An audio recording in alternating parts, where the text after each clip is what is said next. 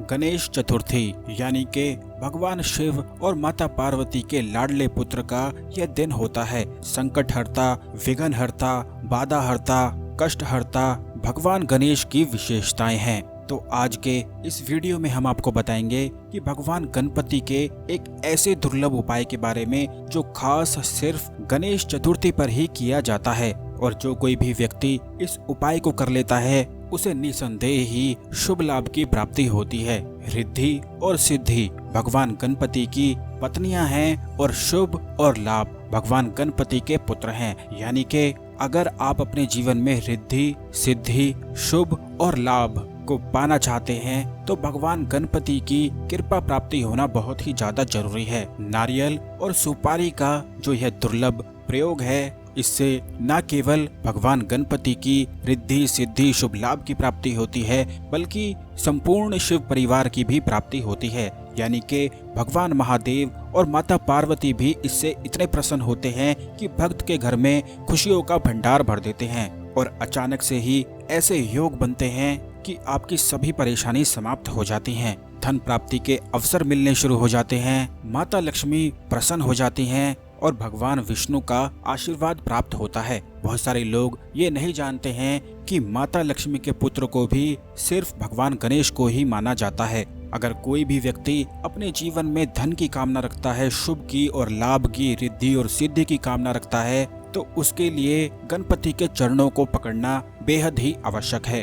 गणपति को शास्त्रों में, वेदों में और पुराणों में स्मार्ट देवता बताया गया है। यानी कि भगवान गणपति के पास हर परेशानी का शॉर्टकट है। बड़े से बड़े कार्य को बड़ी आसानी से कैसे करना है, इसकी बुद्धि सिर्फ भगवान गणपति के पास है। प्रबल बुद्धि के देवता तो भगवान गणपति हैं ही। इसीलिए जो बच्चे हैं, जो पढ़ाई करते हैं और जिनके एग्जाम चल रहे होते हैं, जिस भी कार्य के लिए वे कोशिश कर रहे होते हैं, चाहे वह नौकरी हो या व्यापार हो, उन्हें भगवान गणपति के इस उपाय को करके भगवान गणपति की विशेष कृपा जरूर प्राप्त करनी चाहिए। इस उपाय को करने के लिए आपको सिर्फ एक लाल कपड़ा ले लेना है। अगर आपको बहुत ज्यादा बड़ा लाल कपड़ा नहीं मिल पाता है तो आप सिर्फ लाल रुमाल भी ले सकते हैं, लेकिन इस बात का ध्यान रखें कि यह पूरा ही लाल होना चाहिए। इसमें किसी भी प्रकार के और धागे या और रंग का इस्तेमाल नहीं होना चाहिए। यह संपूर्ण विधि को आप सही से समझ लें और गणेश चतुर्थी के दिन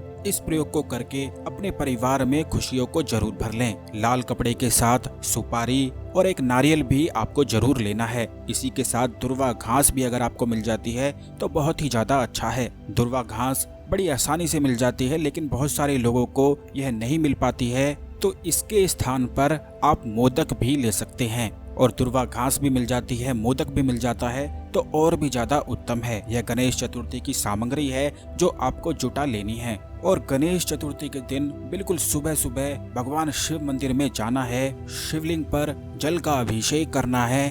और इस बात का बेहद ही खास ध्यान रखें, क्योंकि बहुत सारे लोग इस गलती को करते हैं कि जल को ऐसे ही चढ़ाकर आ जाते हैं जैसे भगवान पर कोई उपकार कर रहे हों। तो आप इस बात का ध्यान रखें कि जब भी आप जल चढ़ाते हैं शिवलिंग पर तो 108 बार ओम नमः शिवाय बोलते हुए शिवलिंग पर जल चढ़ाना चाहिए। और जब तक आपके 108 ओम नमः शिवाय नहीं हो जाते हैं तब तक जल आपको चढ़ाते रहना चाहिए। इसलिए बिल्कुल धीरे धीरे ही आपको जल चढ़ाना है, एकदम से ही लोटे को लेकर शिवलिंग पर कभी भी नहीं डालना चाहिए। सही विधि को आप जरूर जाना करें। इसके बाद आपको बस एक सुपारी शिवलिंग पर चढ़ा देनी है। ऐसा करने से भगवान शिव गणेश चतुर्थी के दिन बहुत प्रसन्न हो जाते हैं और हर बाधा को, हर संकट को मिटा देते हैं। यह ऐसा प्रयोग है जिससे भगवान गणपति की खास कृपाएं तो प्राप्त होती ही हैं, बल्कि संपूर्ण शिव परिवार की कृपा मिल जाती है, जिससे घर सुख, समृद्धि,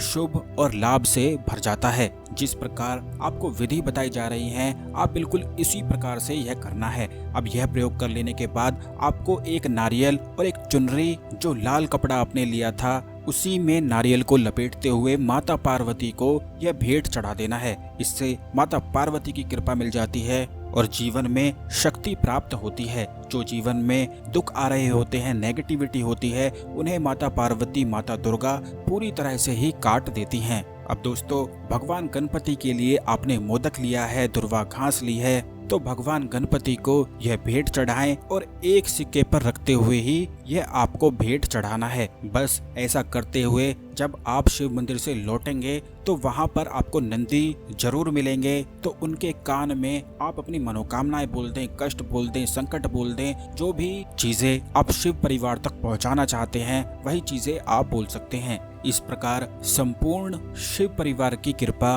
गणेश चतुर्थी के दिन प्राप्त की जाती है। अब इस बात का ध्यान रखें कि एक कलावा और लेकर आपको पहले ही जाना है, जो आपको शिव चरणों से, माता पार्वती के चरणों से, गणेश के चरणों से टच कराकर अपने घर ले आना है। और इस लाल धागे को आपको अपने घर के सभी दरवाजों के हैंडल में बांध देना है। इससे ये होता है कि कोई भी बुरी शक्ति, कोई भी बुरी बला जब घर में घुसने का प्रयास करती है, कोशिश करती है, तो उस लाल धागे को देखते ही डर कर भाग जाती है। इससे आपका घर सुरक्षित रहता है। जिन लोगों का व्यापार स्थल है वो तो जरूर ही अपने व्यापार स्थल में इस तरह से बांध लें, क्योंकि व्यापार में ऐसा होता है कि बहुत सारे दुश्मन बनते रहते हैं और दुश्मनों की जो नजरें होती हैं वह बड़ी ही ज्यादा घातक होती हैं, जो व्यापार को, कारोबार को बिल्कुल टिका के ही रख देती हैं और सब कुछ ही बिल्कुल ठप सा हो जाता है। तो इसी चीज से बचने के लिए अपने व्यापार स्थल में सभी जगहों पर, दरवाजों पर, जहां भी आपके हैंडल हैं वहां पर इस लाल धागे को बांध दें। गणेश चतुर्थी पर यह लाल धागा